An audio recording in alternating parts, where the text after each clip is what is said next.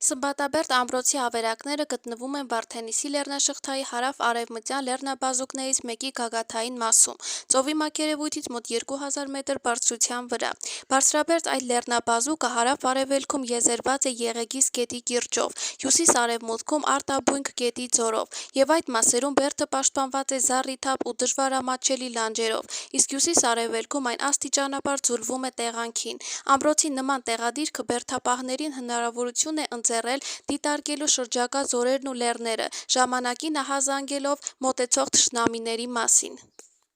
Սմբատաբերդը Վայոց ձորի մեծ ու անառիկ ամրոցներից մեկն է, որ հիմնադրվել է վաղ միջնադարում, այն մինչև 7-րդ դարի առաջին քառորդը պատկանել է Սյունյաց գահերեց իշխաններին, այնուհետև 10-րդ դարում անցել է Բագրատունիներին, իսկ 13-րդ դարում Օրբելյան իշխաններին, եւ մինչև 15-րդ դարը եղել է նրանց տոհմական սեփականությունը։ 1605 թվականին բերդը Եղեգիս քաղաքի հետ հիմնովին ավերվել են պարսից շահ Աբասի արշավանքների հետևանքով։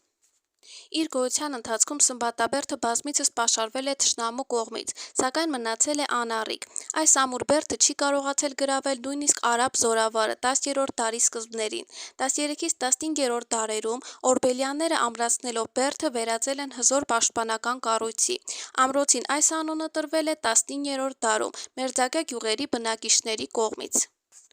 Որոշ ուսումնասիրողներ գտնում են, որ Սմբատաբերդը Ստեփանոս Օրբելյանի կողմից հիշատակված կապույտ բերդն է։ Սմբատաբերդը հանդիսացել է Եղեգիսի միջնաբերդը, գրավելով դժվարամատչելի լեռնաբազուկի բարձրադիր գագաթամերձ մասը եւ ընդգրկելով ընդարձակ տարածություն։ Ամրոցի հատակագիծը թելադրված է տեղանքի ռելիեֆի առանձնահատկություններով, ունի կիսաբոլոր աշտարակներով օժտված հզոր պարիսպներ, որոնց բարձրությունը հասնում է 8-ից 10 մետրի, լայնությունը 3-ից 5 մետրի։ Պարիսպները շարված են բազալտի ճեղքված եւ կոփածո քարերով ու կրաշաղախով։ Բարձրությունը տեղ-տեղ անցնում է 10 մետրից, լայնությունը 3-ից 5 մետր է։ Կառուցված է երկարատև պաշտպանության համար, միջնադարյան բերդաշինության բոլոր կանոններով։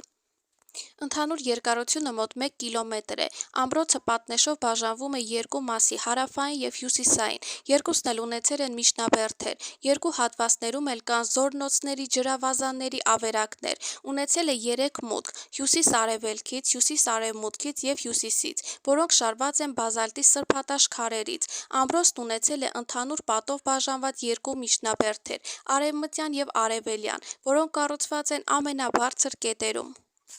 Ամրոցի ներսում պարիսպներին կից պահպանվել են ճեղքված բազալտե քարերով կառուցված բազմաթիվ շինությունների փլատակներ, զորանոցներ։ Ամրոցի ջուրը բերվել է Ցաղած քար վանքի շրջակայքից։ Տեղացիների վկայությամբ այս ջրատարի կավե խողովակաշարի առանձին հատվածներ բացվել են Սմբատաբերդ եւ Ցաղած քար հուշարձանների միջև ընկած տարածքից։